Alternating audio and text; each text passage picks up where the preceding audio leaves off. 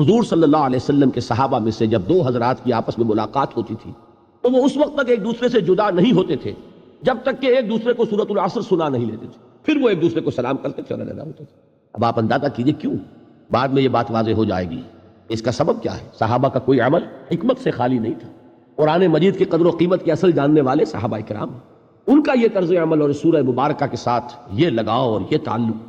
ویسے آپ کو معلوم ہے قرآن مجید کی سورتوں کی سردار کون سی سورت ہے؟ سورۃ الاخلاص، اس لیے کہ اس کو حضور نے سنوں سے قرآن کے مساوی قرار دیا، ایک تہائی قرآن کے برابر۔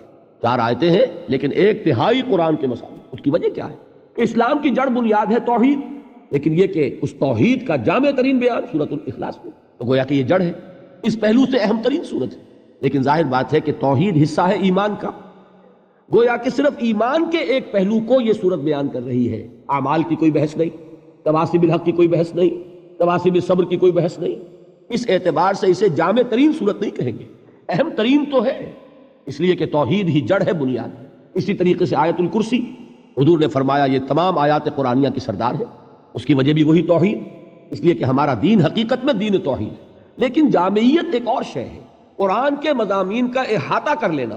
یہ واقعہ یہ ہے کہ وہ جیسی کہ جس صورت میں کہ یہ بات سورۃ العصر میں سامنے آتی ہے اور کسی صورت میں نظر نہیں آئے گی۔ ہاں، دین کے فلسفے کے لیے نہایت جڑ اور بنیاد کی چیز سورۃ الفاتحہ ہے، جو مقدمہ ہے قرآن کا، جو گویا کہ دیباچہ ہے قرآن کا، جسے القرآن کہا گیا۔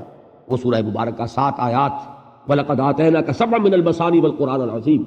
لیکن یہ کہ جامعیت کے اعتبار سے عرض کر رہا ہوں کہ جامع ترین سورت سورۃ العصر۔ میں نے ایک تو صحابہ کرام کا عمل آپ کے سامنے رکھا، دوسرے امام شافعی رحمۃ اللہ علیہ کے 2 اقوال ملتے ہیں، وہ بھی آپ کو سنانا چاہتا ہوں۔ ایک قول تو ان کا بہت مشہور ہے، لَوْ تَدَبَّرَ النَّاسُ هَٰذِهِ السُّورَةَ لَوَسِعَتْهُمْ۔ اگر لوگ صرف اس ایک سورت پر تدبر کریں، غور کریں، اس کی گہرائیوں میں اترے تو یہ سورت ان کی ہدایت کے لیے کافی ہو جائے گی۔ ایک اور قول ہے امام شافعی رحمۃ اللہ علیہ کا، جو نقل کیا ہے مفتی محمد عبدہ نے اپنی تفسیر میں، کہ لَوْ لَمْ يُنَزَّلْ مِنَ الْقُرْآنِ سِوَاهَا لَكَفَتِ النَّاسِ۔ اگر قرآن مجید میں سے سوائے سورۃ العصر کے کوئی اور سورت نازل نہ ہوتی، کوئی اور حصہ نازل نہ ہوتا، تو یہ بھی لوگوں کی ہدایت کے لیے کافی تھی۔ اس سے اندازہ آپ کو ہو سکتا ہے امام شافعی رحمۃ اللہ علیہ کے نزدیک اس سورہ مبارکہ کی کیا عظمت ہے۔